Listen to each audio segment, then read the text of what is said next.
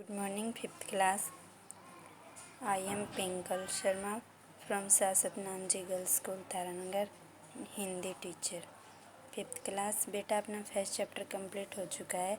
आज हम अपना सेकंड चैप्टर है वो रीड करने जा रहे हैं ग्रामर में। सेकंड चैप्टर आपका है वर्ण विन्यास। वर्ण क्या होते हैं बेटा? भाषा की सबसे छोटी इकाई क्या कहलाती है? वर्ण कहलाएगी। भाषा की सबसे छोटी इकाई क्या कहलाएगी? वर्ण। वर्ण होते हैं उसके क्या नहीं किए जाते? टुकड़े नहीं किए जाते हैं और इन्हें क्या कहेंगे? अक्षर कहेंगे। वर्ण को क्या कहेंगे हम? अक्षर कहेंगे। वर्ण के क्या नहीं होते? टुकड़े नहीं होते। हिंदी में कुल कितने वर्ण हैं? 46। कितने होते हैं? 46। और जो वर्ण हैं वो क्रम में लिखे हुए होते हैं। इन वर्णों के समूह को क्या कहते हैं हम? वर्णमाला। क्या कहेंगे? वर्णमाला। हिंदी की जो वर्णमाला है उस वर्णमाला को दो भागों में बांटा गया है।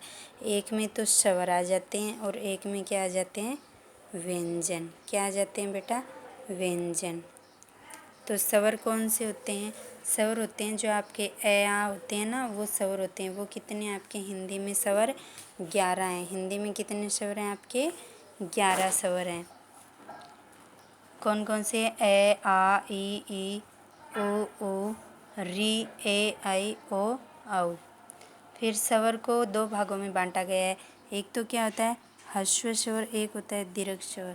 ह्रस्व स्वर। ह्रस्व स्वर में कौन कौन से आते हैं? ह्रस्व स्वर में 4 स्वर आते हैं। एक आएगा ए, फिर ई, छोटी ई जिसकी मात्रा नहीं लगती, छोटा ऊ और री, ये किस में आएंगे?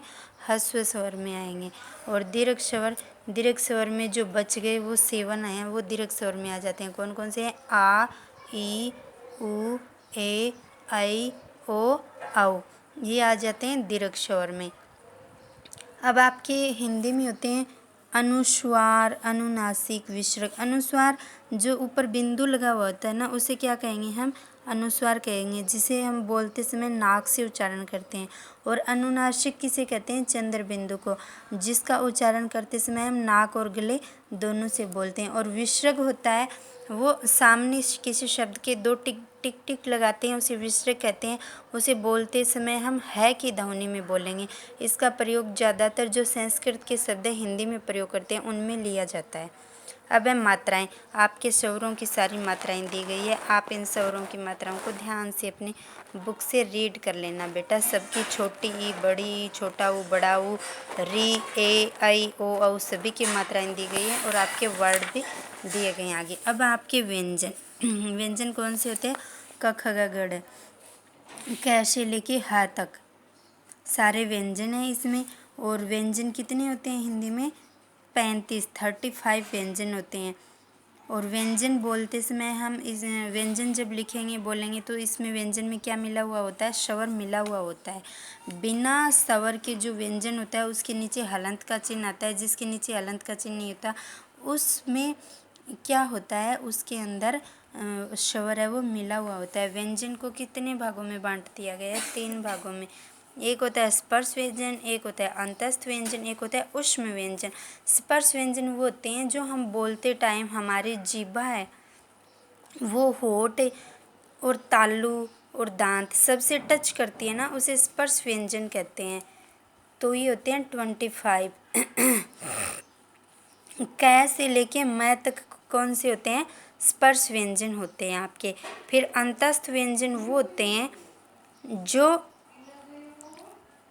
व्यंजन हैं जिनका उच्चारण करते हैं तो बीच में से, यानी जीभा व तालु, जैसे य र ल व, ये बीच में से हमारे मुख के बीच से जो ध्वनि लिखती है वो अंतस्थ वाली आती है। ऊष्म व्यंजन यानी हम जैसे कि ऊष्म का मतलब क्या होता है? गर्मी।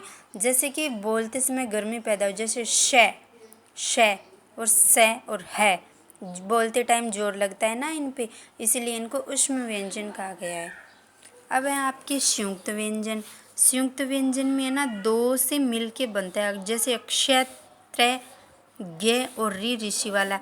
ये 4 जो व्यंजन है वो 2-2 उससे मिल के बनी है बेटा, ठीक है ना। मिलके बने तो इसे संयुक्त व्यंजन कह दिया। फिर आता है द्वित्व। द्वित्व यानी एक ही व्यंजन है वो दो बार रिपीट हो, एक बार आधा और एक बार पूरा हो, उसे कहते हैं द्वित्व। और संयुक्ताक्षर उसे कहते हैं जो कि अलग अलग व्यंजनों के मेल से जुड़कर एक शब्द बनता है, उसे क्या कहेंगे? संयुक्ताक्षर। यानी द्वित्व में तो एक आधा और एक पूरा दोनों समान होते हैं, और संयुक्ताक्षर में आधे वाला अलग होता है और जो पूरा होता है वो अलग ही होता है। अपना जो व्यंजन है अपने वो कंप्लीट हो गए हैं। अब जो आपके अड़े और ढह ढक्कन है उसका प्रयोग इसमें दिया गया है।